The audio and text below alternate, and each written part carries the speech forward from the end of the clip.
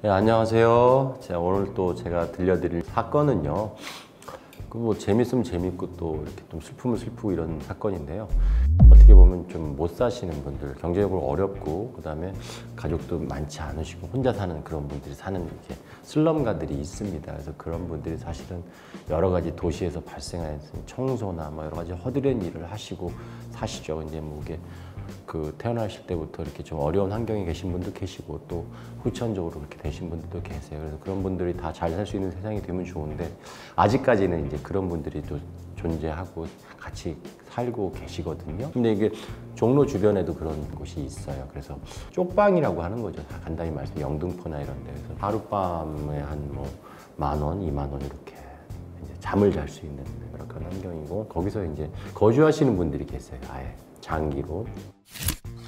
근데 이번 사건은 거기 사시는 분이었는데 여자분이었어. 나는 좀 안 되는 정도 연세였는데 이 사람은 어떤 걸로 생계를 유지하냐면 그 종로에서 이렇게 나가서 호객행위를 해요. 그래서 연세 드신 남자분, 할아버지라고 말씀드리겠습니다. 그 할아버지들을 유혹을 해서 하룻밤에 성관계를 맺고 돈을 받아서 매춘이죠, 매춘. 법으로 금지되어 있습니다만 돈을 버는 그런 일을 하시는 분이었어요.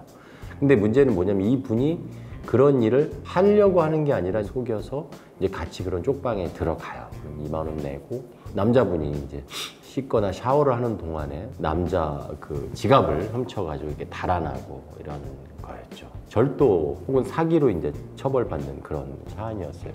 근데 여자분이 전과가 굉장히 많으세요. 이런 동종 전과 많고 그 종로나 이런 데는 또 그렇게 그 유혹에 약한 그 할아버지들이 상당히 많습니다. 그래 많아가지고 그런 유혹에 많이 노출돼 계세요. 그래서 그걸 믿고 이제 그날도 들어갔습니다. 들어가서 이제 할아버님이 씻고 계시는 동안에 그 여성분이 그 지갑을 그 통째로 들고 나가서 그래서 하루에 9차례를 그 범행을 저질렀어요. 근데 이게 안 걸릴 수가 없는 게 그 CCTV나 이런 것들 또 할아버지들이 신고를 하시거든요. 결국은 또 그분은 또 다음날도 그렇게 해서 돈을 버시기 때문에 잡힐 수밖에 없는 구조예요. 그래서 잡혔어요. 잡히게 되면은 그 지갑 안에 돈이 얼마 있었냐 이런 거 다투는데 보통 피해자들은 다 그러시진 않지만 원래 돈이 더 많이 있었다 이렇게 거짓말들도 하시고 또 그 훔친 절도했던 사람들은 뭐 거기에 뭐 돈이 얼마 없었다 뭐 이렇게 얘기를 하시죠.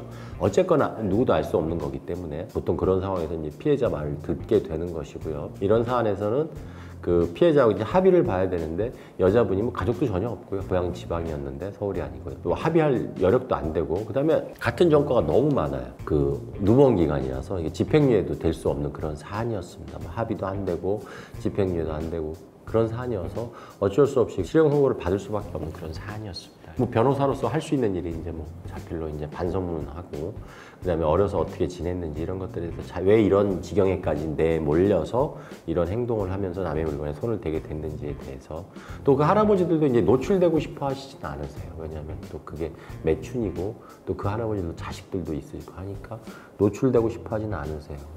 그래서 뭐 일부러 법정에 증인으로 부르지도 않았고 범행 사실은 다 인정을 했습니다. 인정을 했고 다만 이제 변호인 입장에서 형량을 줄여야 되니까 이제 자필로 이제 쓰게 했죠.